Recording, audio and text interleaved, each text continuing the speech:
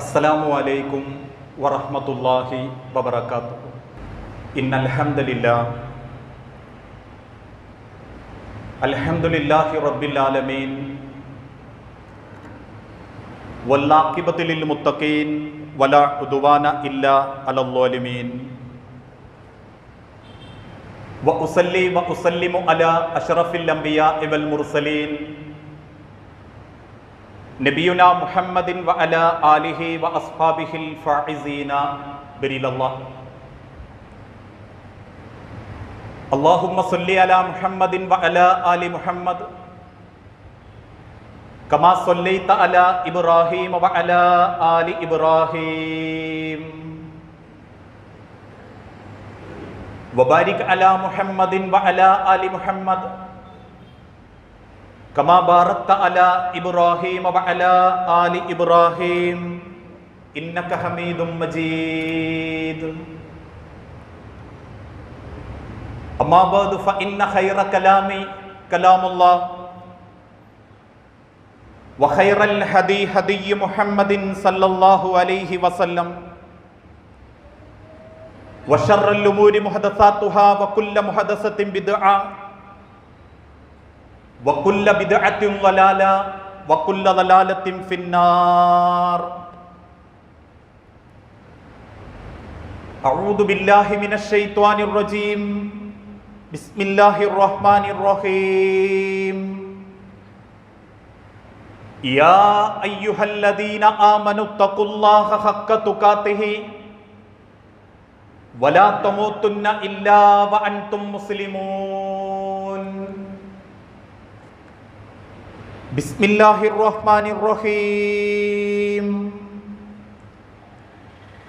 വമൻ യഖ്തുൽ മുഅ്മിനൻ മുതഅമ്മിദൻ ഫജസാഉഹു ജഹന്നമു ഖാലിദൻ ഫീഹാ വഗളിബല്ലാഹു അലൈഹി വലഅനഹു വഅഅദ്ദ ലഹു അദാബൻ അളീമാ. റബ്ബി ഇശ്റഹ് ലി സുദ്രി വയസ്സിർ ലി അംരി. സ്നേഹാദരണീയരായ സത്യവിശ്വാസി വിശ്വാസിനികളെ, സർവലോക രക്ഷിതാവായ അള്ളാഹുവിൻ്റെ നിയമങ്ങളും നിർദ്ദേശങ്ങളും അന്ത്യപ്രവാചകൻ മുഹമ്മദ് മുസ്തഫ റസൂലുള്ളാഹി സല്ലല്ലാഹു അലൈഹി വസല്ലമയുടെ ജീവിതചര്യകളും മരണം വരെ സ്വന്തം ജീവിതത്തിൻ്റെ എല്ലാ രംഗത്തും സൂക്ഷ്മതയോടെ സ്വീകരിക്കണമേ എന്ന് ആദ്യമായി ഉപദേശിക്കുകയാണ്, ഉണർത്തുകയാണ്. കഴിഞ്ഞ ഏതാനും ചില ആഴ്ചകൾക്ക് മുൻപ് ഇസ്ലാമിലെ അനന്തരാവകാശം എങ്ങനെ എന്ന ഒരു വിഷയത്തെക്കുറിച്ച് നമ്മളൊക്കെ ഒരു ഖുതുബ മനസ്സിലാക്കിയിരുന്നു. പക്ഷേ ആ ഖുതുബ അതിൻ്റെതായ നിലക്ക് ഉൾക്കൊള്ളാതിരിക്കുകയും ഏറെ തെറ്റിദ്ധരിപ്പിക്കാൻ വേണ്ടി ചിലർ അതിൻ്റെ ചില ഭാഗങ്ങൾ ഉപയോഗിക്കുകയും ചെയ്തു എന്നുള്ളത്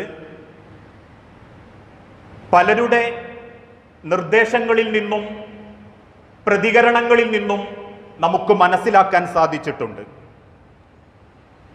വളരെ കൃത്യമായ ഇസ്ലാമിൻ്റെ നീതിന്യായ വ്യവസ്ഥതയോടുകൂടി ന്യായമായ നിലക്ക് വിശദീകരിക്കുകയും മനസ്സിലാക്കുകയും ചെയ്യേണ്ട അതിലുള്ള ചില കാര്യങ്ങളെ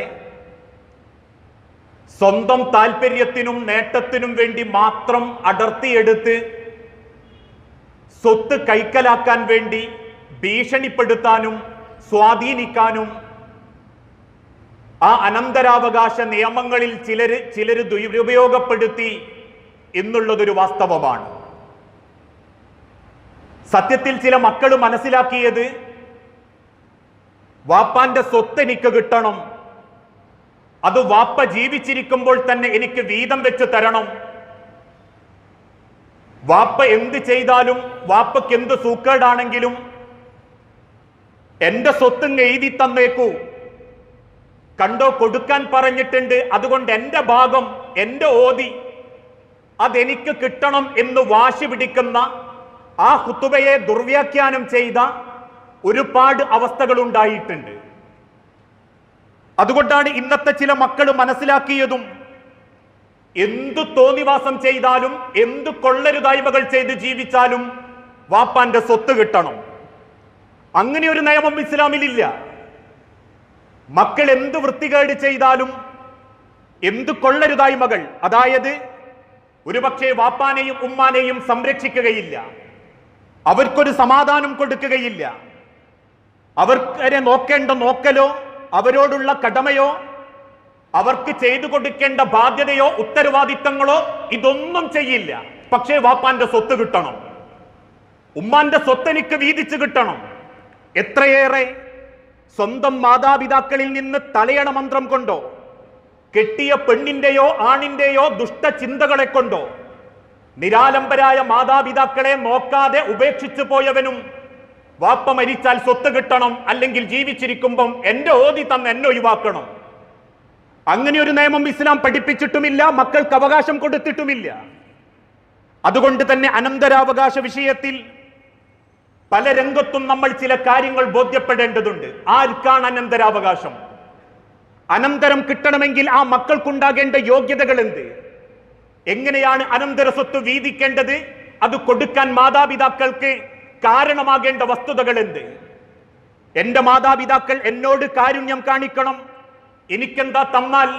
ഞാൻ കഷ്ടപ്പാടിലല്ലേ, ഞാൻ ബുദ്ധിമുട്ടിലല്ലേ, അതുകൊണ്ട് എന്റെ ഓതി തന്നാൽ എന്താ എന്ന് രക്ഷിതാക്കളുടെ കാരുണ്യം ആഗ്രഹിക്കുന്ന മക്കളോട് റബ്ബ് ആദ്യം പഠിപ്പിച്ചത് ആ രക്ഷിതാക്കളോട് കൊടുക്കേണ്ട കാരുണ്യം നിങ്ങൾ കൊടുത്തിട്ടുണ്ടോ എന്ന് ചിന്തിക്കണം.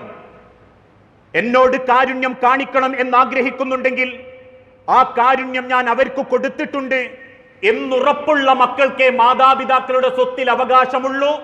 അവർക്ക് ഇസ്ലാം പഠിപ്പിച്ച ന്യായത്തിനനുസരിച്ച് ആ സ്വത്തിൽ അർഹത പറയാൻ പോലും അവകാശം മഹാനായ പ്രവാചകൻ സല്ലല്ലാഹു അലൈഹി വസല്ലമ നൽകിയിട്ടുള്ളൂ. അതുകൊണ്ട് തന്നെ ഓരോ മക്കളും അറിയണം, തന്റെ മാതാപിതാക്കളുടെ സ്വത്ത് കിട്ടണം, അവരുടെ സ്വത്ത് എനിക്ക് വേണം എന്നാഗ്രഹിക്കുന്ന മക്കളോട് നിങ്ങൾക്ക് സ്വത്തല്ല, സ്വർഗം പോലും പടച്ച റബ്ബ് നിഷിദ്ധമാക്കിയിട്ടുണ്ട്. മാതാപിതാക്കളെ പരിഗണിക്കുകയും അവർക്ക് കൊടുക്കേണ്ട ന്യായമായ ഉത്തരവാദിത്തങ്ങളും കടമകളും കൊടുക്കാത്ത മക്കൾക്ക് സ്വത്തല്ല, സ്വർഗം പോലും നിഷിദ്ധമാക്കിയിട്ടുണ്ട്. മഹാനായ പ്രവാചകൻ സല്ലല്ലാഹു അലൈഹി വസല്ലമ ഓർമ്മപ്പെടുത്തി, സലാസത്തുൻ ഹറമല്ലാഹു അലൈഹിമുൽ ജന്ന, 3 വിഭാഗം ആളുകൾ അവർക്ക് അല്ലാഹു സ്വർഗം നിഷിദ്ധമാക്കിയിരിക്കുന്നു. ഹറമ എന്ന വാക്കിന് പ്രത്യേകിച്ച് ഡെഫിനിഷൻ വേണ്ട, നിഷിദ്ധം, ഒരു തരത്തിലും അള്ളാന്റെ സ്വർഗത്തിൽ കയറില്ല. ഒന്നാമതായി തിരുദൂതൻ എണ്ണിയത് അൽ ആഖുലി വാലിദൈഹി, മാതാപിതാക്കളോടുള്ള ഉത്തരവാദിത്തം നിർവഹിക്കാത്തവൻ, കടമ പാലിക്കാത്തവൻ, മാതാപിതാക്കൾക്ക് സമാധാനവും സന്തോഷവും കൊടുക്കാത്തവൻ, മാതാപിതാക്കളോട് മക്കൾ എന്ന നിലയ്ക്ക് ചെയ്യേണ്ട ബാധ്യതയും ആ മാതാപിതാക്കൾക്ക് കൊടുക്കേണ്ട സമാധാനവും കൊടുക്കാത്ത മക്കൾ. അൽ ആഖുലിൽ വാലിദൈൻ, അൽ ഉഖൂഖൽ ഉമ്മഹാത്ത്, അൽ ആഖുലി വാലിദൈ എന്നൊക്കെ നിരവധി ഹദീസുകളിലൂടെ അല്ലാഹു തആല ഓർമ്മപ്പെടുത്തി. സലാസത്തുൻ ലാ യുകല്ലിമുഹുല്ലാഹ്, 3 വിഭാഗം ആളുകളോട് അല്ലാഹ് സംസാരിക്കില്ല. ഒന്നാമത്തേത് അൽ ആഖുലിൽ വാലിദൈ, മാതാപിതാക്കളോടുള്ള കടമ നിർവഹിക്കാത്ത മക്കൾ. ആ മാതാപിതാക്കളോടുള്ള ഉത്തരവാദിത്വം നിർവഹിക്കാത്തവർ, അവർക്ക് സ്വത്തെന്നല്ല സ്വർഗം പോലും അല്ലാഹ് നിഷിദ്ധമാക്കിയിട്ടുണ്ട്. എന്നിട്ടല്ലേ ദുനിയാവിലെ വാപ്പാന്റെ സ്വത്ത്, ഉമ്മാന്റെ മുതല്? ആ സ്വർഗം ആഗ്രഹിക്കുന്ന മക്കളാണോ എങ്കിൽ മാതാപിതാക്കളോട് കടമകൾ ചെയ്യും. ആ മക്കൾക്കാണ് ഇസ്ലാം മാതാപിതാക്കളുടെ അനന്തര സ്വത്തിൽ പോലും പ്രഥമ പരിഗണന കൊടുത്തിട്ടുള്ളത്. ഒരിക്കൽ അള്ളാഹുവിന്റെ തിരുദൂതന്റെ അരികിലേക്ക് വന്ന് പ്രവാചകൻ സല്ലല്ലാഹു അലൈഹി വസല്ലമയോട് ഒരു സഹാബത്ത് ചോദിച്ചു, അള്ളാഹുവിന്റെ പ്രവാചകരെ, ഞാൻ ഷഹാദത്ത് കലിമ ചൊല്ലി, ഞാനൊരു നല്ല മുസ്ലിമായി മാറി, ഞാൻ നമസ്കരിക്കുന്നുണ്ട്, നോമ്പനുഷ്ഠിക്കാറുണ്ട്, സകാത്ത് കൊടുക്കാറുണ്ട്, എനിക്ക് പരിശുദ്ധമാക്കപ്പെട്ട ഹജ്ജും ഉംറയും ചെയ്യാൻ സാധിച്ചിട്ടുണ്ട്, ഞാൻ റബ്ബിന്റെ സ്വർഗത്തിൽ പ്രവേശിക്കുമോ? എനിക്ക് അള്ളാഹുവിന്റെ സ്വർഗം ഉറപ്പല്ലേ? അള്ളാഹുവിന്റെ തിരുദൂതൻ തിരിച്ചു പറഞ്ഞു, മൻ മാത അലാ ഹാദാ, ഇങ്ങനെയാണ് ഒരാൾ മരിക്കുന്നതെങ്കിൽ ഖാന മഅൻ നബിയ്യീന വസ്ദിഖീന വശുഹദാ, ഒരു സംശയവും വേണ്ട, അവൻ അള്ളാഹുവിന്റെ നബിമാരോടൊപ്പം, ശുഹദാക്കളോടൊപ്പം, സ്വാലിഹീങ്ങളോടൊപ്പം റബ്ബിന്റെ സ്വർഗത്തിലായിരിക്കും. ഇല്ല, ഒരു സ്വഭാവം അവനില്ലെങ്കിൽ, മാലം യഅ്ഖു വാലിദൈഹി, അവന്റെ മാതാപിതാക്കളോട് ചെയ്യേണ്ട കടമയും സംരക്ഷണവും സമാധാനവും അവന്റെ മാതാപിതാക്കൾക്ക് കൊടുത്തിട്ടില്ലെങ്കിൽ അവൻ ഇതൊന്നും ഉണ്ടായിട്ടും കാര്യമില്ല. ഈ ചരിത്രത്തിന്റെ തെളിവിൽ ലോകത്തുള്ള ഉലമാക്കൾ പരിചയപ്പെടുത്തി സ്വന്തം മാതാപിതാക്കളോട് ആ മാതാപിതാക്കൾ ചെറുപ്പത്തിൽ എങ്ങനെ അവരുടെ കടമ നിർവഹിച്ചോ അതേ നിലക്ക് അവരെ പരിഗണിക്കുകയും സമാധാനം കൊടുക്കുകയും സംരക്ഷിക്കുകയും ചെയ്യുന്ന മക്കൾക്ക് വാപ്പാന്റെ സ്വത്തിൽ അവകാശം പറയാൻ അനുവാദമുള്ളൂ. അല്ലാതെ ഒരു മകൻ നോക്കട്ടെ എന്നിട്ട് അവസാനം വീതം വെക്കുമ്പം സ്വത്തിനു വേണ്ടി ഓടിക്കടഞ്ഞു വരുന്നൊരു രീതി ഉണ്ടല്ലോ. നോക്കിയത് മുഴുവനും ഒരു മകനായിരിക്കും. അവനാണ് വാപ്പാനെ സംരക്ഷിച്ചത്, അവളാണ് ഉമ്മാനെയും വാപ്പാനെയും നോക്കിയത്. ഒരല്ലലും അലട്ടലും അറിയിക്കാതെ വാപ്പാന്റെ ഉമ്മാന്റെ വിസർജ്യം കൈകൊണ്ട് വാരിക്കളഞ്ഞ് സ്വന്തം മക്കളെ കൊണ്ടും സ്വയവും ആ ഉമ്മനെയും വാപ്പനെയും പൊന്നുപോലെ നോക്കി പരിചരിച്ച് പറഞ്ഞയക്കും. അവസാനം മരിച്ചതിന് ശേഷം മക്കൾ ഓടിക്കതച്ചു വരും. നേരമില്ലാത്തവനും അന്ന് നേരമെടുത്തു വരും. എന്തിന്? ആ വാപ്പാന്റെ മുതല് വീതിക്കാൻ, ആ വാപ്പാന്റെ ഉമ്മാന്റെ മുതല് വീതം വെക്കാൻ. ആ മക്കൾക്ക് അതിനർഹതയില്ല എന്ന ലോകത്തിന്റെ ഉലമാക്കൾ കൃത്യമായി മുസ്ലിം സമൂഹത്തെ പഠിപ്പിച്ചത്. ഇങ്ങനെയുള്ള ചില നല്ല മാതാപിതാക്കൾക്ക് അള്ളാഹു ദുനിയാവിൽ കൊടുക്കുന്ന ഒരു പരീക്ഷണമാണ് തെമ്മാടികളും അലമ്പന്മാരുമായ ചില മക്കൾ. ചില നല്ല വാപ്പാർക്കും ഉമ്മാർക്കും അള്ളാഹു കൊടുക്കുന്ന പരീക്ഷണം. ആ മക്കളുടെ ലക്ഷണങ്ങൾ എന്തൊക്കെയെന്ന് ഇസ്ലാമിക ലോകത്ത് ചർച്ച ചെയ്യപ്പെട്ടിട്ടുണ്ട്. ആരാണ് ആ മക്കൾ? ഒരു വാപ്പാനെ പറയിപ്പിക്കുന്ന ഒരു മാതാപിതാക്കളെ ഈ ദുനിയാവിൽ അള്ള പരീക്ഷണമായി തെരഞ്ഞെടുത്ത മക്കൾക്കുള്ള ലക്ഷണങ്ങൾ എന്തൊക്കെയാ? ഒരു പണിക്കും പോകില്ല, ഒരു ഉപജീവനവും തേടില്ല, മാതാപിതാക്കളോട് കയർക്കും, മാത്രമല്ല കൂടെ അമിതമായ ധൂർത്തിന്റെ ഉടമകളുമായിരിക്കും. പച്ച മലയാളത്തിൽ പറഞ്ഞാൽ ഒരു പണിക്കും പോകില്ല, ഒരു വേർപ്പ് പറ്റുന്ന, ഒരു തുള്ളി വേർപ്പ് പൊടിയുന്ന ഒരേർപ്പാടിനും അവനെ കിട്ടില്ല. പക്ഷെ ധൂർത്തിനൊരു കുറവുണ്ടാവൂല. പവറും പത്രാസും നോക്കി നടക്കും. എന്തേ അവന്റെ ലക്ഷ്യം? വാപ്പാന്റെ മുതല് കിട്ടണം. ആ വാപ്പാന്റെ സ്വത്ത് കണ്ട് അതിനനുസരിച്ച് തുള്ളുന്നവർ, കളിക്കുന്നവർ, എനിക്ക് അത്ര കിട്ടാനുണ്ട്, അവിടുന്ന് വാപ്പാൻ്റെത് കിട്ടാനുണ്ട്, എന്റെ ഓതി തന്നേക്ക്, ഞാൻ പോയിക്കോളാം, എന്റെ ഓതി എനിക്ക് തരൂ, ഞാൻ ജീവിച്ചോളാം. അങ്ങനെ ഒരു ഇസ്ലാമിൽ ഒരു വീതം വെക്കലുമില്ല. അങ്ങനെ ഒരു ചോദ്യത്തിന് ഉത്തരം കൊടുക്കാൻ ഇസ്ലാം പഠിപ്പിച്ചിട്ടുമില്ല. നല്ല മക്കൾക്കാണ് അവരാഗ്രഹിക്കുന്നുണ്ടെങ്കിൽ, അഥവാ അവർക്ക് ഉപജീവനം വേണമെങ്കിൽ, ആ ഉപജീവനത്തിൽ പോലും ശ്രദ്ധിക്കേണ്ട കാര്യം അള്ളാഹുവിന്റെ പ്രവാചകനും വിശുദ്ധ ഖുർആനും പരിചയപ്പെടുത്തിയിട്ടുണ്ട്. ഇൻഷാ അല്ലാഹ് അത് താഴേക്ക് പറയാം. അങ്ങനത്തെ മക്കൾക്ക് കൊടുക്കാനാ ഇസ്ലാം മാതാപിതാക്കളെ ഓർമ്മപ്പെടുത്തിയത്. ആ മക്കൾക്ക് ആവശ്യം ചോദിക്കാനാ ഇസ്ലാം മക്കളെ ഓർമ്മപ്പെടുത്തിയത്. ഇന്നത്തെ സാഹചര്യത്തിൽ ഇതുപോലെ ചില മക്കളുണ്ട്. നല്ല വാപ്പാർക്കുണ്ടാകുന്ന ഗതികെട്ട പരീക്ഷണമായ ചില മക്കൾ. അല്ലെങ്കിൽ വാ തുറന്നാൽ തോന്നിവാസമേ പറയൂ. അത് ഉമ്മാനോട് വാപ്പാനോട് എന്നൊന്നുമില്ല, എല്ലാവരോടും. ഉമ്മമാരെ മർദ്ദിക്കുന്ന മക്കളുണ്ട്, സ്വത്തിനു വേണ്ടി വാപ്പാനെ പിടിച്ചു വലിക്കുന്നവരുണ്ട്, നാട്ടുമധ്യത്തിൽ ജനങ്ങൾക്കിടയിൽ കുടുംബക്കാർക്കിടയിൽ അപമാനിക്കുന്ന മക്കളുണ്ട്. എന്താ അവന്റെ ലക്ഷ്യം? സ്വത്ത് കിട്ടണം. വാപ്പാനെ നോക്കുന്നുണ്ടോ? ഒരു ദിവസം ആശുപത്രിയിൽ കൊണ്ടുപോയിട്ടുണ്ടോ? വാപ്പാക്ക് ഒരു നേരം വെള്ളം കിട്ടുന്നുണ്ടോ? വാപ്പാന്റെ അസുഖത്തിന് കുറവുണ്ടോ? ഇതൊന്നും നോട്ടമില്ലെങ്കിലും വാപ്പാന്റെ സ്വത്തിന് വേണ്ടി ഒരു പണിയും ചെയ്യാതെ ദൂർത്തടിച്ച് വാപ്പാന്റെ മുതല് കണ്ട് ജീവിക്കുന്ന മക്കൾ ആ മാതാപിതാക്കൾക്കുള്ള പരീക്ഷണമാണെന്നും ആ മക്കൾ അള്ളാഹുവിന്റെ പരലോകത്ത് ഏറെ ചോദ്യം ചെയ്യപ്പെടുകയും ശിക്ഷിക്കപ്പെടുമെന്നും മഹാനായ തിരുദൂതൻ ഓർമ്മപ്പെടുത്തിയിട്ടുണ്ട്. ഈ ചരിത്രത്തിന്റെ വെളിച്ചത്തിൽ പണ്ഡിതന്മാര് പഠിപ്പിച്ചൊരു വാക്കുണ്ട്: ആരാന്റെ പല്ലിനേക്കാൾ അവനാന്റെ മോണയാ നല്ലത്. മറ്റൊരുത്തന്റെ പല്ല് കണ്ട് ചവച്ചരയ്ക്കാനല്ല, സ്വന്തം മോണ ഉപയോഗിച്ചെങ്കിലും നിങ്ങൾക്കിടയുള്ള വകുപ്പ് കണ്ടെത്തണം. അല്ലാതെ മരിക്കാത്ത വാപ്പാന്റെ സ്വത്തിന് വേണ്ടി കടിപിടി കൂടരുത്. വാപ്പയെയും കുടുംബക്കാരെയും ബുദ്ധിമുട്ടിക്കരുത്. നിങ്ങളെ കൊണ്ട് സാധിക്കുന്നത്, അള്ളാഹുവിന്റെ പ്രവാചകൻ ജോലി ചെയ്തിട്ടുണ്ട്, ആടുകളെ മേച്ചിട്ടുണ്ട്, കച്ചവടം ചെയ്തിട്ടുണ്ട്, ആശാരിയായ പ്രവാചകന്മാരുണ്ട്, വെള്ളം കോരിക്കൊടുത്തിട്ടുണ്ട്. എന്തു പണിയാ പ്രവാചകന്മാര് ചെയ്യാതിരുന്നത്? ഓരോരുത്തരെ കൊണ്ടും വൈറ്റ് കോളർ ജോലിയെന്ന് നോക്കാതെ സ്വന്തം കുടുംബത്തിന് ഭക്ഷണം കൊടുക്കാൻ അധ്വാനിച്ച് കുടുംബം പോറ്റുന്ന മക്കൾക്കാണ് മാതാപിതാക്കളുടെ സ്വത്തിൽ നിന്നുള്ള അവകാശം. അല്ലാതെ കുടിച്ചും രമിച്ചും അലമ്പ് കളിച്ചും നാട്ടുകാർക്കിടയിൽ സുജായിത്തരം കാണിച്ചും അതിന് വാപ്പാന്റെ മുതല് കിട്ടണം എന്ന് വാശി പിടിക്കുന്ന രീതിയിലേക്ക് ഒരു മക്കളും മാറാനും അതിനുവേണ്ടി ആഗ്രഹിക്കാനും പാടില്ല എന്ന് ലോകത്തിന്റെ തിരുദൂതൻ പഠിപ്പിക്കുന്നു. അതാണ് വിശുദ്ധ ഖുർആൻ ചർച്ച ചെയ്തതും. ഇന്നമാ അംവാലുക്കും വഔലാദുക്കും ഫിത്ന. നിങ്ങളുടെ സമ്പത്തും നിങ്ങളുടെ മക്കളും നിങ്ങൾക്ക് ഫിത്നയായി മാറും.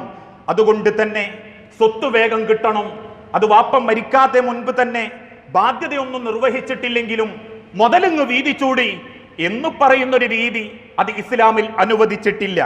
അനന്തര സ്വത്ത് വീതിക്കാൻ പറഞ്ഞതുപോലും വിശുദ്ധ ഖുർആൻ ഒരു വ്യക്തിയുടെ മരണശേഷമാണ്.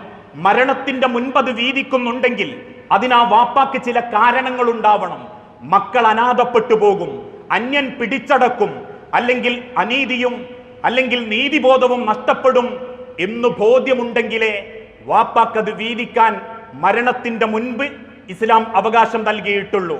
അല്ലാതെ വിശുദ്ധ ഖുർആൻ പരിചയപ്പെടുത്തിയത് ലിർരിജാലി നസീബുൻ മിമ്മാ തറക്കൽ വാലിദൈൻ, മാതാപിതാക്കൾ ഉപേക്ഷിച്ചു പോയത്.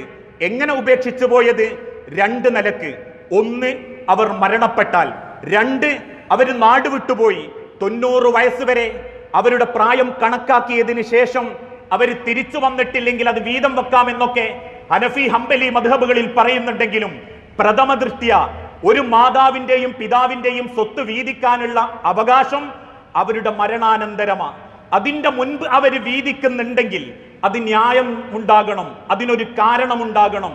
ആ കാരണമില്ലെങ്കിൽ അവർക്ക് വീതിക്കണം എന്ന് ഇസ്ലാം നിർബന്ധം കൽപ്പിച്ചിട്ടില്ല, അതിനൊരു കൽപ്പന വരുത്തിയിട്ടുമില്ല. ഇന്ന് ചില മക്കൾ പറയുന്നത് പോലെ വയസ്സായില്ലേ ഇങ്ങ് എഴുതി തന്നേക്കി, വയസ്സാം കാലത്തായില്ലേ എനിക്കുള്ളത് ഇങ്ങ് തന്നേക്കി എന്ന് ചോദിക്കുന്നൊരു രീതി. ആ മാതാപിതാക്കൾ പ്രായമായാൽ അവർക്ക് അങ്ങോട്ട് ചെലവാക്കി അവരെ പരിഗണിക്കാനാ ഇസ്ലാം പഠിപ്പിച്ചത്. അല്ലാതെ മരിക്കാറായി ഏകദേശം കുറച്ചു കാലം കൂടിയേ വാപ്പാക്ക് ശ്വാസം ഉണ്ടാകൂ, അതുകൊണ്ട് കിട്ടാനുള്ളതൊക്കെ അങ്ങ് പോരട്ടെ, വാപ്പാന്റെ മുതലിങ് എഴുതി തന്നേക്കി എന്ന് ചിന്തിക്കാനല്ല ലോകത്തൊരു മക്കളോടും മഹാനായ പ്രവാചകൻ സല്ലല്ലാഹു അലൈഹി വസല്ലമ പഠിപ്പിച്ചത്. ഇന്നത്തെ ആ സാഹചര്യത്തിൽ സ്വന്തം മാതാപിതാക്കൾക്ക് ഒരു ചികിത്സ പോലും കൊടുക്കാത്ത മക്കളുണ്ട്. വാർദ്ധക്യത്തിലെത്തുമ്പോൾ മാതാപിതാക്കളിൽ പലർക്കും അസുഖങ്ങൾ ഉണ്ടാകും. ചെറുപ്പകാലഘട്ടത്തിൽ മക്കൾക്ക് പിടിപെടുന്നത് പോലെ മാതാപിതാക്കൾക്ക് വാർദ്ധക്യത്തിൽ പെട്ടെന്ന് അസുഖം വരും. അവരുടെ ഉള്ളിലുള്ള പലതും ദ്രവിക്കാനും അതിന്റെ ശക്തി കുറയാനും തുടങ്ങും. എൻ്റെ ഉള്ളിൽ ഇപ്പോൾ കാണുന്ന മസിലിന്റെ തടിപ്പും എൻ്റെ ആമാശയത്തിന്റെ ക്ലിയറതയും എൻ്റെ എല്ലിന്റെ തടിപ്പും ബലവും അത് കുറച്ചു കാലം കഴിഞ്ഞാൽ ഉണ്ടാവൂല. ഈ കാലം അത്രയും എൻ്റെ ശരീരത്തിന്റെ എല്ലും നീരും വെള്ളവും ഞാൻ ചെലവാക്കുന്നത് എൻ്റെ കുടുംബത്തിന് വേണ്ടിയാ. അങ്ങനെ ഓരോ വാപ്പാരും വളർത്തി വലുതാക്കി അവസാനം വാർദ്ധക്യത്തിലെത്തുമ്പോ ഇന്ന് ചില മക്കൾക്ക് തോന്നി വെറുതെ പൈസ കളയാൻ. വയസ്സായില്ലേ വാപ്പാ കഥങ്ങ് പൊരുത്തപ്പെട്ടാ പോരെ, വയസ്സാം കാലത്ത് ലക്ഷക്കണക്കിന് ഉറുപ്യ കൊണ്ട് കളഞ്ഞിട്ടെന്താ, അതുകൊണ്ട് ഒരു നഷ്ടക്കച്ചവടത്തിന് നിൽക്കണ്ട എന്ന് തീരുമാനിച്ച് മാറി നിൽക്കുന്ന മക്കളുണ്ട്. എന്നാൽ അതിനേക്കാളും അപ്പുറം വാപ്പയാണെന്ന ബോധത്തോടെ ഉള്ളതെല്ലാം വിറ്റുപെറുക്കി സ്വന്തം സ്വത്തിൽ നിന്ന് വാപ്പാനെയും ഉമ്മാനെയും മരണം വരെ പൊന്നുപോലെ കൊണ്ടടക്കുന്ന മക്കളുമുണ്ട്. ആ മക്കൾക്ക് അള്ള കൊടുക്കുന്ന ഏറ്റവും വലിയൊരു അനുഗ്രഹം എന്താണെന്നറിയോ? മരിച്ചു കഴിഞ്ഞാൽ സമാധാനായിരിക്കും, വാപ്പാനെയും ഉമ്മാനെയും ഓർക്കുമ്പോൾ ഒരു സ്വസ്ഥത ഉണ്ടാകും. അതല്ലാതെ ഇന്ന് ചില മക്കൾ പറയുന്നത് പോലെ മരിക്കാൻ വിട്ടാ പോരെ, എന്തിനാ വെറുതെ പൈസ കുറെ ചെലവാക്കുന്നത്, അവരെ അങ്ങ് മരിക്കാൻ വിടണം, വയസ്സായ ബോധം ഉണ്ടാവണം. അല്ലെങ്കിൽ ഇങ്ങനെയുള്ള മക്കളുടെ പെരുമാറ്റം കൊണ്ടും അവരുടെ സ്വഭാവം കൊണ്ടും ഒരുപാട് സൂക്കേട് പറയാത്ത മാതാപിതാക്കളുണ്ട്. ഒരുപാട് ഉള്ളിലുള്ള വേദനകൾ സഹിച്ച് ക്ഷമിച്ച് മക്കളുടെ ഇടയിൽ അത് പറഞ്ഞാൽ അവര് കളിയാക്കുവോ അല്ലെങ്കിൽ അവര് നോക്കാതായി പോകും, അവർക്കതൊരു ഭാരാവും എന്ന് കരുതി നെഞ്ചിന്റെ ഉള്ളിൽ ആ വേദന സഹിച്ച് കിടന്നുറങ്ങി എഴുന്നേൽക്കുന്ന ഓരോ മാതാപിതാക്കളും സ്വന്തം വീട്ടിലുണ്ടെങ്കിൽ അവിടെ ചിന്തിക്കാൻ ഇസ്ലാം പഠിപ്പിച്ചത് നിങ്ങളെ ചെറുപ്പത്തിൽ നിങ്ങളെ മാതാപിതാക്കൾ എങ്ങനെ നോക്കിയോ അതുപോലെ വാർദ്ധക്യത്തിൽ അവരെ നിങ്ങൾ തിരിച്ചു നോക്കണം. അല്ല പഠിപ്പിച്ചില്ലേ വിശുദ്ധ ഖുർആനിലൂടെ, വഖുൽ റബ്ബിർഹംഹുമാ കമാ റബ്ബയാനി സഗീറാ, എന്റെ രക്ഷിതാവേ എന്നെ ചെറുപ്പത്തിൽ അവരെങ്ങനെ നോക്കിയോ അതുപോലെ അവരെ നോക്കാനുള്ള ഒരു കൈവനിക്ക് നൽകണമേ. അത് ഉപ്പാന്റെ സ്വത്തിൽ നിന്നെടുത്തിട്ടെങ്കിലും ചെയ്യണം. നിങ്ങളെ കയ്യിലില്ലെങ്കിൽ പോട്ടെ, വയസ്സായി ഇനി നോക്കണമെന്നില്ല, വേദനയും സഹിച്ചു കുറച്ചു കാലം അങ്ങ് കഴിഞ്ഞോയിക്കോട്ടെ എന്നല്ല, നിങ്ങളേലില്ലേ വാപ്പാന്റെ സ്വത്തുനിന്നെടുത്തിട്ട് അവൾക്ക് ചികിത്സ കൊടുക്കണം. ആ സ്വത്തിന്റെ കടം വീട്ടിയിട്ട് മതി വാപ്പാന്റെ സ്വത്ത് വീതിക്കലൊക്കെ എന്നാ പണ്ഡിതന്മാര് പഠിപ്പിച്ചത്. ആ മാതാപിതാക്കളോടുള്ള കടമ വിശദീകരിച്ചപ്പോ ലോകത്തിന്റെ തിരുദൂതൻ പഠിപ്പിച്ചൊരു വാക്കുണ്ട്, മരിച്ച മാതാപിതാക്കളോടുള്ള സ്നേഹം അവരുടെ സുഹൃത്തുക്കളെ ആദരിക്കല. ഒരിക്കൽ നട്ടുച്ച നേരത്ത് ചുട്ടുപഴുത്ത മരുഭൂമിയിലൂടെ ഉമർ ഇബ്നുൽ ഖത്താബ് റളിയല്ലാഹു അൻഹു നടന്നു പോകുമ്പോ വൃദ്ധനായ ഒരു മനുഷ്യൻ നടന്നു നീങ്ങുന്നത് കണ്ടു. അന്ന് ഖലീഫയാ ഉമർ റളിയല്ലാഹു അൻഹു തന്റെ ഒട്ടകപ്പുറത്ത് നിന്നും താഴെ ഇറങ്ങി ആ വൃദ്ധനെ ഒട്ടകപ്പുറത്ത് കയറ്റി മരുഭൂമിയിലൂടെ നടന്നു പോകുമ്പോ കണ്ടു നിൽക്കുന്ന പലരും ചോദിച്ചു, ഉമറെ, ആരാണ് അയാൾ? താങ്കൾ ഒരു ഖലീഫയല്ലേ? തന്റെ ഒട്ടകപ്പുറത്തിരിക്കുന്ന ആ വൃദ്ധനെ ചൂണ്ടിയിട്ട് ഉമർ ഇബ്നുൽ ഖത്താബ് തിരിച്ചു പറഞ്ഞത്, ഇതെന്റെ വാപ്പാന്റെ കൂട്ടുകാരനാ. നിങ്ങളുടെ പിതാവിന്റെ കൂട്ടുകാരെ ബഹുമാനിക്കുന്നവനും ആദരിക്കുന്നവനും സ്വന്തം വാപ്പായോട് പുണ്യം ചെയ്യുന്നവനാണെന്ന് ലോകത്തിന്റെ തിരുദൂതൻ പഠിപ്പിച്ചിട്ടുണ്ട് എന്ന് പഠിപ്പിക്കപ്പെട്ട ചരിത്രമാണെങ്കിൽ ഇതൊക്കെ പഠിച്ച മക്കളാ ഇന്ന് വാപ്പാന്റെ ഉമ്മാന്റെ സ്വത്തിനു വേണ്ടി ആർത്തി പിടിച്ചോടിക്കൊണ്ടിരിക്കുന്നത്. ഉമ്മാക്കും വാപ്പാക്കും ഒരു ഉറുപ്പ്യന്റെ ചെലവ് നടത്തിയിട്ടില്ലെങ്കിലും ഉമ്മയും വാപ്പയും മരണം വരെ അധ്വാനിച്ച് കൈപ്പിടിയിലാക്കിയ, അധ്വാനിച്ചും സങ്കടപ്പെട്ടും ഉണ്ടാക്കിക്കൊണ്ടുവന്ന സ്വത്തോന് കിട്ടണം. ഒരു ഉറുപ്പ്യ വാപ്പാക്കും ഉമ്മാക്കും വേണ്ടിയിട്ട് ചെലവാക്കിയിട്ടില്ലെങ്കിലും ഇതിനേക്കാൾ അപ്പുറം മറ്റു ചില മക്കളുണ്ട്, അവൻ ആഗ്രഹിച്ചത് തന്നെ കിട്ടണം. അങ്ങനെ ഒരു നിയമമുണ്ടോ ഇസ്ലാമിൽ? എന്റെ സ്വപ്നം, ഞാൻ മനസ്സിലാഗ്രഹിച്ചത് അതെനിക്ക് കിട്ടണം. ആ പറമ്പ്, ഈ പൊര, ആ ബിൽഡിംഗ്, അങ്ങനെ ഒരു വാശി കാണിക്കാനും മക്കൾക്ക് അല്ലാഹു തആല അവകാശം നൽകിയിട്ടില്ല. സ്വത്തിൽ ആ സ്വത്ത് കിട്ടാൻ വേണ്ടി ചാടിയിറങ്ങുന്നവർ, എടുത്തുചാട്ടം കാണിക്കുന്നവർ, അവന്റെ പെരുമാറ്റവും രീതിയും മോശമാണെന്ന് ബാക്കിയുള്ള മക്കൾക്കൊക്കെ അറിയാം. അവൻ അത്ര സ്വത്ത് സൂക്ഷിക്കാൻ അറിയില്ല. ബിസിനസ് എന്ന് പറയും, ലക്ഷങ്ങൾ കളഞ്ഞു. ഇവിടെ ബിസിനസ് എന്ന് പറയും, ലക്ഷങ്ങൾ പിന്നെയും കളഞ്ഞു. പക്ഷെ അവൻ വീണ്ടും വീണ്ടും വരും. എന്തിന്? വാപ്പാന്റെ മുതൽ കിട്ടണം. എന്റെ ഓതി തന്നേക്ക് എനിക്ക് ബിസിനസ് ചെയ്യണം. അങ്ങനെ വിഡ്ഢിയായ ഒരു ചെറുപ്പക്കാരന്, വിഡ്ഢിയായ ബോധമില്ലാത്ത ഒരാൾക്ക് സ്വത്ത് വിട്ടുകൊടുക്കാൻ പാടില്ല.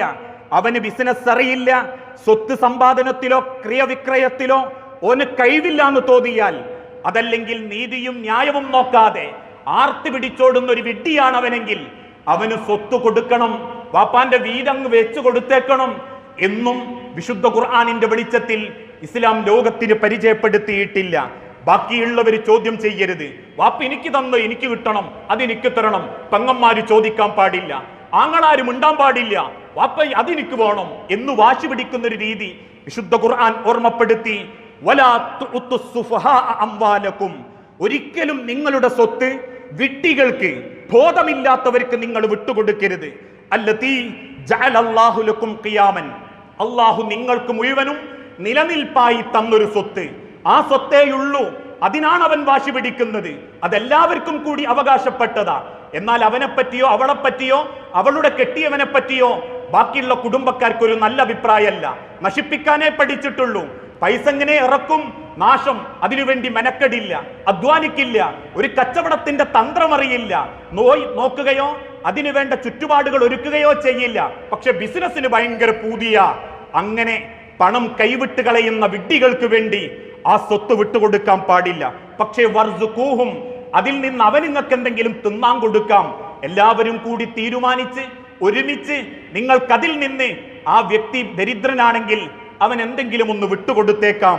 അതോടൊപ്പം വക്സൂഹും വഖൂലൂ ലഹും ഖൗലൻ മഅറൂഫ, അവനുള്ള വസ്ത്രവും കൊടുക്കാം, നല്ല വർത്താനം പറയാം.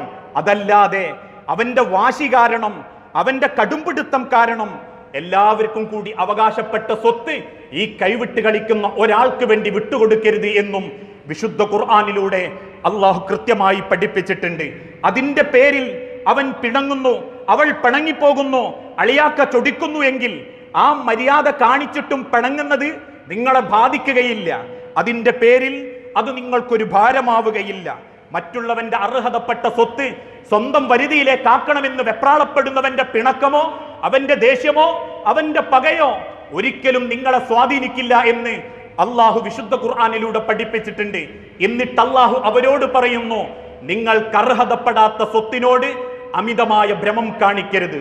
വലാ തതമന്നൗ മാ ഫല്ലല്ലാഹു ബിഹി ബഅലകും അലാ ബഅലിൻ, അള്ളാഹു ചിലരിൽ ചിലർക്ക് വേണ്ടി അള്ളാഹു വീതിച്ചു കൊടുത്ത സ്വത്ത് കണ്ട് നിങ്ങൾ തുള്ളരുത്. അത് കിട്ടാൻ വേണ്ടി വാശി പിടിക്കരുത്.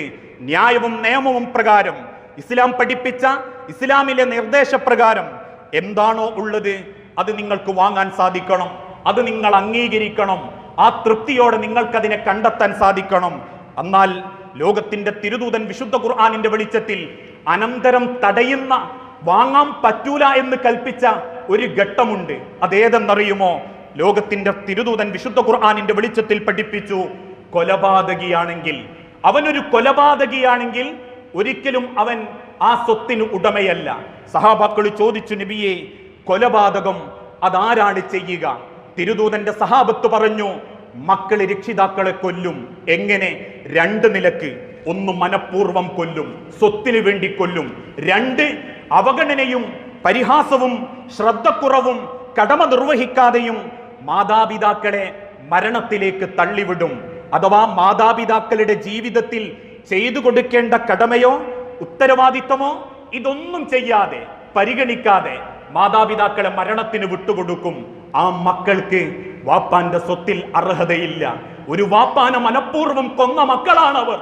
സ്വന്തം വാപ്പയും ഉമ്മയും അവസാന ശ്വാസത്തിന്റെ സമയത്തെങ്കിലും സമാധാനത്തോടെ ആശ്വാസത്തോടെ സ്വന്തം മക്കളുടെ കടമ കണ്ട് പുഞ്ചിരിക്കാൻ പറ്റിയിട്ടില്ലെങ്കിൽ മാതാപിതാക്കളെ അവഗണിക്കുകയും ശ്രദ്ധക്കുറവോടുകൂടി അവരെ മറന്നു ജീവിക്കുകയും സ്വന്തം കാര്യം മാത്രം നോക്കി വാപ്പാനെയും ഉമ്മാനെയും മനഃപൂർവ്വമുള്ള അതിനോട് സാദൃശ്യപ്പെടുത്തുന്ന ഒരു മരണത്തിലേക്ക് തള്ളിവിട്ട മക്കൾക്ക് വാപ്പാന്റെ സ്വത്ത് ചോദിക്കാൻ അവകാശമില്ല.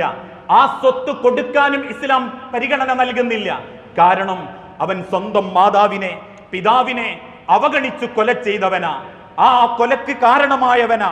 ഒന്ന് നീ ശ്രദ്ധിച്ചിരുന്നെങ്കിൽ, ആ വാപ്പാനെ ഒന്ന് നീ പരിഗണിച്ചിരുന്നെങ്കിൽ ആ വാപ്പാക്കൊന്നും കൂടി ആശ്വാസം കിട്ടുമായിരുന്നു.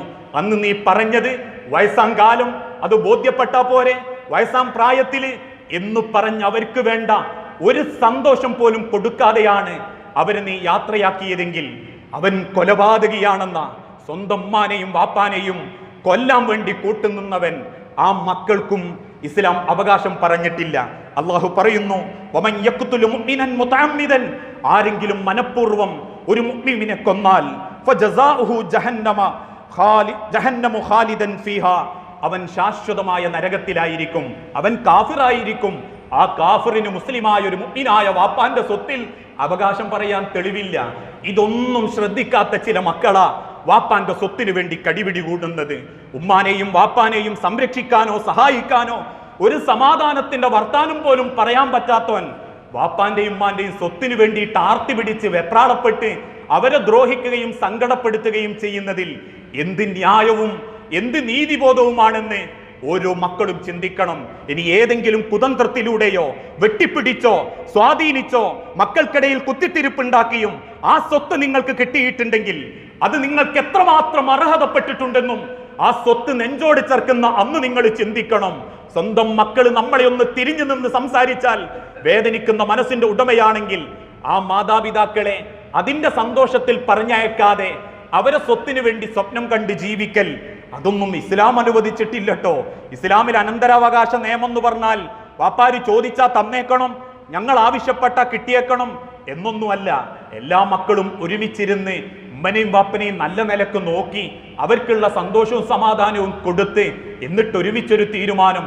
ഇപ്പൊ എന്തായാലും ഉമ്മയും വാപ്പയാണല്ലോ വലുത്, അതുകൊണ്ട് വാപ്പാന്റെ ഒരു 5 സെന്റ് വിറ്റിട്ടെങ്കിലും വാപ്പാൻ നമുക്ക് ചികിത്സിക്കാം, ഉള്ളത് വാപ്പ അവസാനം വരെ വേദന ഇല്ലാണ്ട് ജീവിക്കട്ടെ, സന്തോഷത്തിൽ ജീവിക്കട്ടെ, ബാക്കിയുള്ള സ്വത്ത് നമുക്ക് വീതിക്കാം എന്നൊക്കെ ഒരു കൂട്ടര് പറയുമ്പോഴേക്കും ഓനെ കുടുംബത്തിൽ ഒറ്റപ്പെടുത്തി ഓളെ കുടുംബത്തിൽ ഒറ്റപ്പെടുത്തി ബാക്കിയുള്ളവരെ ഒരുമിച്ച് ചേർന്ന് മരിക്കാൻ കിടക്കുന്ന വാപ്പാന്റെ സക്കറാത്ത് ചെന്ന് സ്വത്ത് എഴുതി വാങ്ങാൻ കാണിക്കുന്ന വെപ്രാളൊന്നും അധിക കാലം ദുനിയാവിൽ നിലനിൽക്കൂല മക്കളെ. ഓരോ അണക്കും ഓരോ തുണ്ടിനും അള്ളാന്റെ അടുക്ക് നമ്മൾ കണക്ക് പറയേണ്ടി വരും. അങ്ങനത്തെ മക്കളാവരുത്. സ്വത്തിന് വേണ്ടി അല്ല ജീവിതം, ബന്ധങ്ങൾക്ക് വേണ്ടിയാവണം ജീവിതം. അങ്ങനെയുള്ള യഥാർത്ഥ വിശ്വാസികളിൽ അള്ളാഹു നമ്മൾ എല്ലാവരെയും ഉൾപ്പെടുത്തി അനുഗ്രഹിക്കുമാറാകട്ടെ.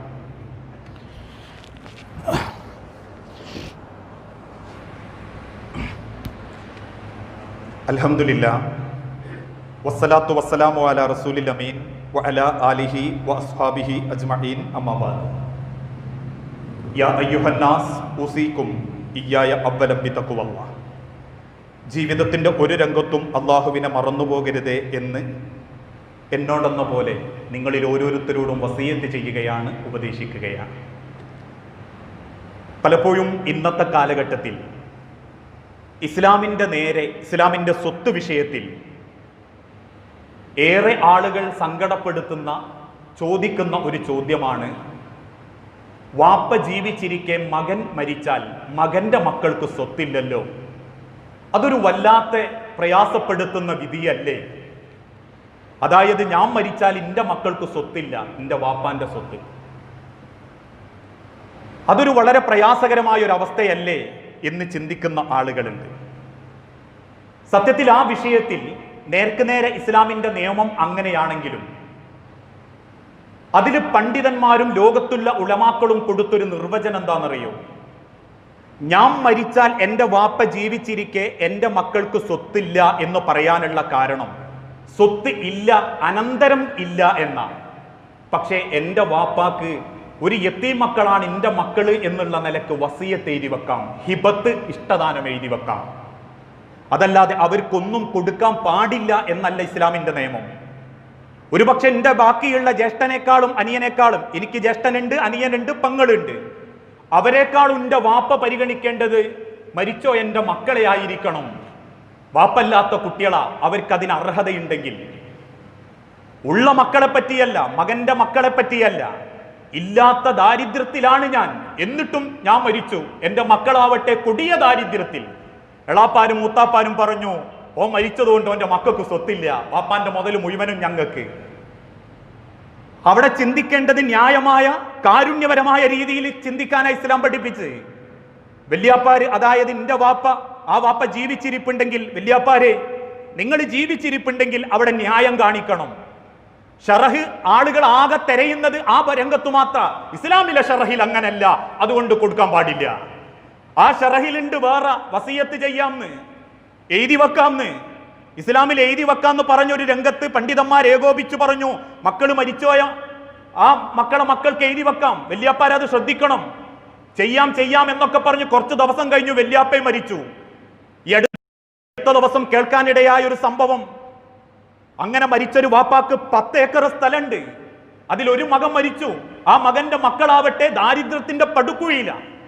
60 സെന്റ് സ്ഥലത്തോ 70 സെന്റ് സ്ഥലത്തോ അവർക്കൊരു ചെറിയ വീടുണ്ട്, അവിടെയാ താമസം. അതും ഈ വല്യാപ്പാന്റെ മുതലായിരുന്നു.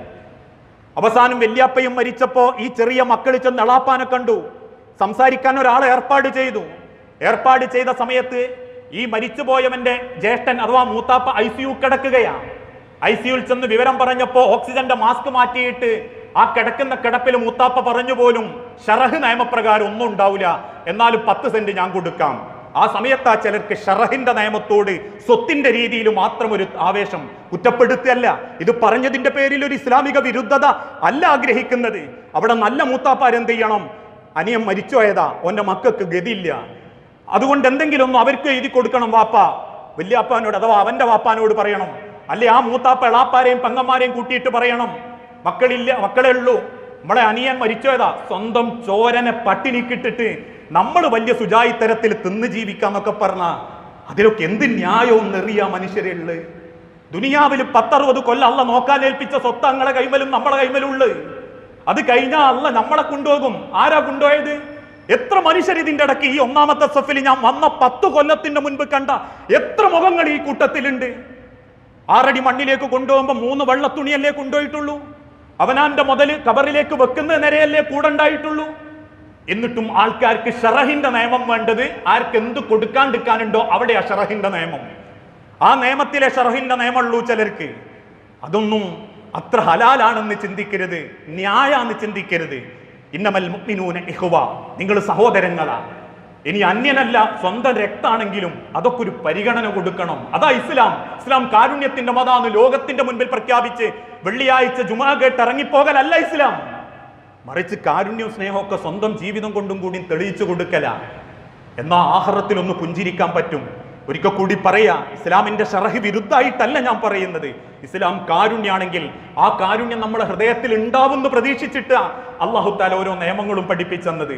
ഓരോ നിയമം വേണ്ടാന്ന് പറഞ്ഞതും അതിൻ്റെ അപ്പുറം കാരുണ്യത്തിന്റെ മദഹ് പഠിപ്പിച്ചതും നമ്മളെ ഹൃദയത്തിൽ നിന്ന് ആ കാരുണ്യം വരാൻ വേണ്ടിയിട്ടാ.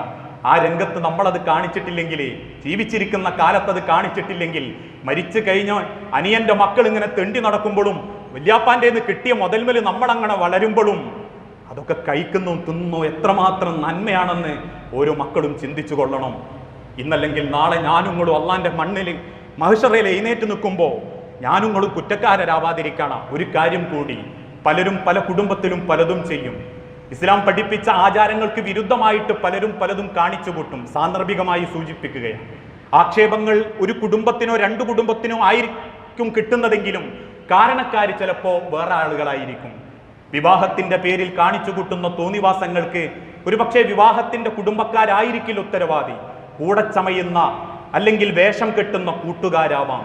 ഓരോ കൂട്ടുകാരും ചിന്തിക്കേണ്ടത് ഇന്ന് നടക്കുന്ന അല്ലെങ്കിൽ കാണിച്ചു കൂട്ടിയ ഒരു വൃത്തികേടുകൊണ്ട് ലോകമൊട്ടുക്കും, മലയാളികൾ താമസിക്കുന്ന ലോകമൊട്ടുക്കും ആ ചെറുപ്പക്കാരനും കുടുംബത്തിനും അയ്യേ എന്നൊരു വർത്താനം കൂട്ടുകാരെ നമ്മൾ വരുത്തിയിട്ടുണ്ടെങ്കിൽ, നമ്മൾ ധരിപ്പിച്ച PP കിറ്റാണ് അവന്റെ ശരീരത്തിലെങ്കിൽ, അവന്റെ പിന്നിന്ന് വിശിലടിച്ചും തുള്ളിയും കോപ്രായം കാണിച്ചതും നമ്മളാണെങ്കിൽ, കയറി വരുന്ന പിദ്യാപ്പിളനെ സ്വീകരിക്കലും പറഞ്ഞയക്കുന്ന വാപ്പാക്കും ഇതൊന്നും അറിയില്ലെങ്കിൽ പോലും ഇടക്ക് വേഷം കെട്ടി തുള്ളിപ്പിക്കുന്ന ചെറുപ്പക്കാരാ, നീ ആ കുറ്റവാളി.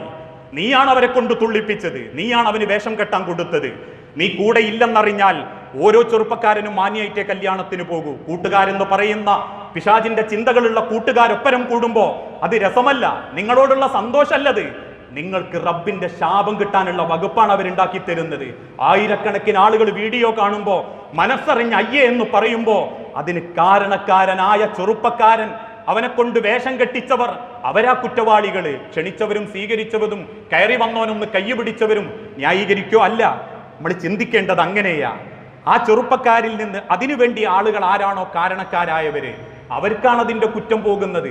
അതിന് ഞാനും നിങ്ങളും കാരണാവരുത്. കൂട്ടുകാരനായാലും കുടുംബക്കാരനായാലും തോന്നിയാസത്തിന് കൂട്ടുനിൽക്കരുത്. അവനെ വേഷം കെട്ടിക്കാൻ നമ്മൾ ഉണ്ടാവരുത്. അവൻ അള്ളാന്റെ ശാപം കിട്ടുന്ന കോലം കെട്ടിക്കാൻ നമ്മൾ കൂടെ ഉണ്ടാവരുത്. അതൊരു വിശിലായിട്ടും വിരലിട്ടിട്ടുള്ള ഒച്ചയായിട്ടാണെങ്കിൽ പോലും, ബേക്കെന്ന് പൊട്ടിത്തെറിപ്പിക്കുന്ന ഒരു പടകായിട്ടാണെങ്കിൽ പോലും, അങ്ങനത്തെ നെറികെട്ട ഒരു കാര്യത്തിന് കൂട്ടുനിന്ന കാണുന്നവരുടെ അത്രയുടെയും മനസ്സിന്റെ വെറുപ്പും ശാപവും നമ്മക്കാ കിട്ടിക്കൊണ്ടിരിക്കുന്നത്. അതുകൊണ്ട് സൂക്ഷിക്കുക. പറഞ്ഞിട്ട് ചില ആളുകൾ അത് മൗലവിമാരെ തലയിലേക്ക് ഇടും. ക്ഷണിക്കുന്ന ആളുകൾക്ക് അറിയില്ല. ഒരു മൗലവി ആദ്യം വന്ന് കഴിഞ്ഞ് കൈ പിടിച്ച് നല്ല നിലക്ക് പറഞ്ഞയച്ചിട്ട് ശേഷം നടത്തുന്നത് അറിയാം. ഒരു മൗലവിമാർക്കും വഹിയൊന്നുമില്ല ഇതിന് ശേഷം എങ്ങനെയൊക്കെ നടക്കുന്നു പറയാൻ. ചില ആളുകൾ പങ്കെടുത്തവരെ കുറ്റം പറയും. ക്ഷണിച്ചിട്ടാ ചിലർ പോകുന്നത്. അവിടുന്ന് കഴിച്ചു ഭക്ഷണം, അത് ക്ഷണിച്ചതിന്റെ പേരില. അവിടെ അങ്ങനെ നടക്കുന്നുള്ളത് വഹി അറിയിക്കാൻ ലോകത്തൊരു ജിബ്രീലും ഒരു മനുഷ്യന്റെ നേരെയും വന്നിട്ടില്ല.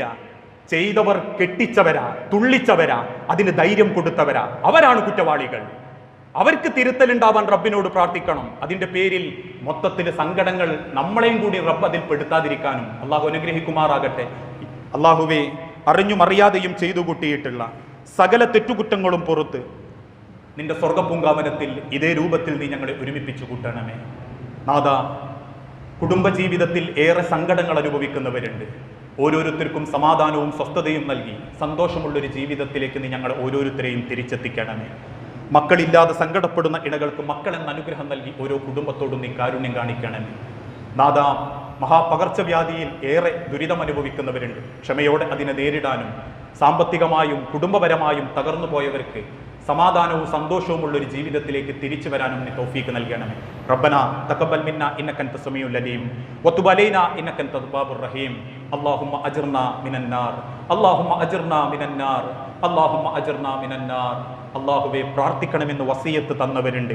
ഇക്കഴിഞ്ഞ ദിവസം പോലും നമ്മളോടൊപ്പം ഉണ്ടായിരുന്ന യഹിയ സാഹിബ് മുതൽ നിരവധി ആളുകൾ നാദാ മരണപ്പെട്ടു പോയ ഓരോരുത്തരുടെയും ഖബർ നീ വിശാലമാക്കുകയും അവരെയും ഞങ്ങളെയും ജന്നാത്തുൽ ഫിർദൗസിൽ ഒരുമിപ്പിച്ചു കൂട്ടുകയും ചെയ്യണമേ. മാരക അസുഖം ബാധിച്ച് സങ്കടപ്പെടുന്നവരുണ്ട് റബ്ബേ, മനസ്സ് തകർന്നു പോകുന്നവരുണ്ട്. ക്ഷമയോടെ നിന്റെ പരീക്ഷണത്തെ നേരിടാനും അസുഖം എളുപ്പത്തിൽ ശിഫ നൽകി സമാധാനവും സന്തോഷമുള്ളൊരു ജീവിതത്തിലേക്ക് ഞങ്ങൾ ഓരോരുത്തരെയും നീ എത്തിക്കണമേ. റബ്ബന ആതിനാ ഫിദ്ദുനിയ ഹസന വഫിൽ ആഖിറതി ഹസനത വഖിനാ അദാബന്നാർ.